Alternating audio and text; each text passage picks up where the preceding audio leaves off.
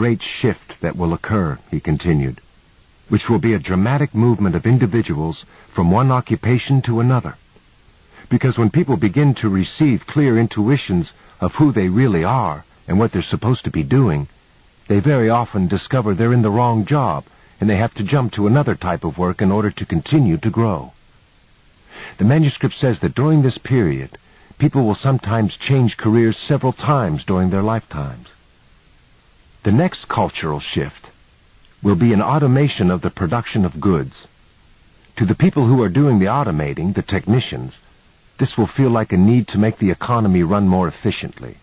But as their intuitions become clearer, they will see that what automation is actually doing is freeing up everyone's time so that we can pursue other endeavors. The rest of us, meanwhile, will be following our own intuitions within our chosen occupations and wishing we had even more of this free time. We will realize that the truth we have to tell and the things we have to do are too unique to fit within a usual job setting. So we will find ways to cut our employment hours to pursue our own truth. 2 or 3 people will hold what used to be one full-time job. This trend will make it easier for those displaced by the automation to find at least part-time jobs. "But what about money?" I asked. "I can't believe people will voluntarily reduce their incomes." "Oh, we won't have to," Dobson said. "The manuscript says our incomes will remain stable because of the people who are giving us money for the insights we provide." I almost laughed. "What?" He smiled and looked directly at me. "The manuscript says that as we discover more about the energy dynamics of the universe, we will see what really happens when we give someone something. Right now, the only spiritual idea about giving is the narrow concept of religious tithing." He moved his gaze to Father Sanchez. "As you know, the scriptural notion of tithing is interpreted most commonly as an injunction to give 10% of one's income to a church. The idea behind this is that whatever we give will be returned many times. But the ninth insight explains that giving is really a universal principle of support, not just for churches, but for everyone. When we give, we receive in return because of the way energy interacts in the universe. Remember, when we project energy into someone, this creates a void in ourselves which, if we are connected, fills up again. Money works exactly the same way. The ninth insight says that once we begin to give constantly, we will always have more coming in than we could possibly give away.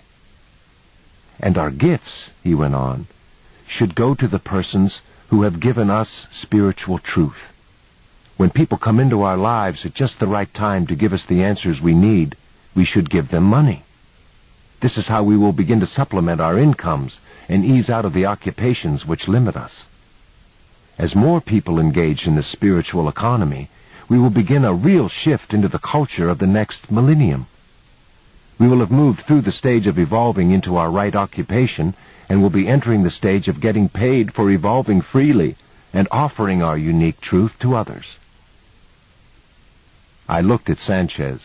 He was listening intensely and appeared radiant. "Yes," he said to Dobson, "I see that clearly.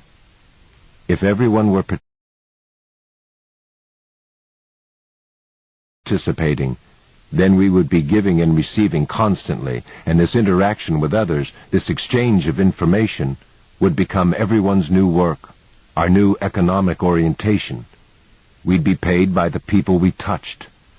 This situation would then allow the material supports of life to become fully automated, because we would be too busy to own those systems or to operate them. We would want material production automated and run like a utility. We'd own stock in it, perhaps. But the situation would free us up to expand what is already the information age.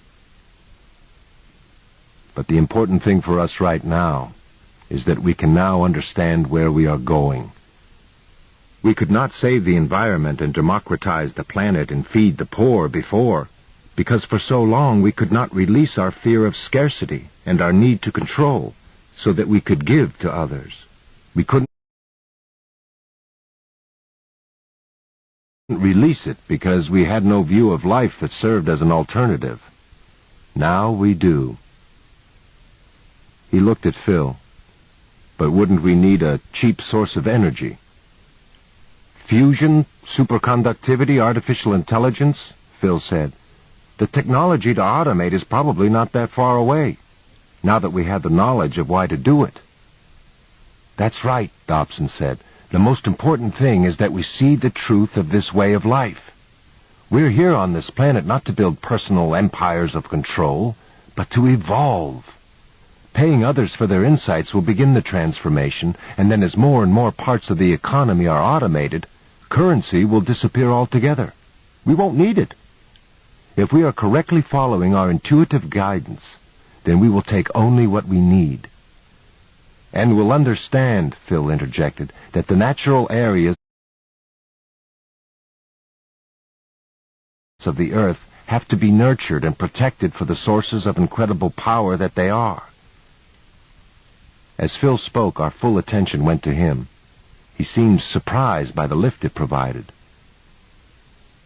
I haven't studied all the insights, he said, looking at me. In fact, after the guard helped me escape, I might not have kept this part of the ninth at all if I hadn't run into you earlier. I remembered what you said about this manuscript being important. But even though I haven't read the other insights, I do understand the importance of keeping the automation in harmony with the energy dynamics of the earth. My interest has been in forests and the part they play in the ecosphere, he continued. I know now that it always has been, ever since I was a child. The ninth insight says that as the human race evolves spiritually, we will voluntarily decrease the population to a point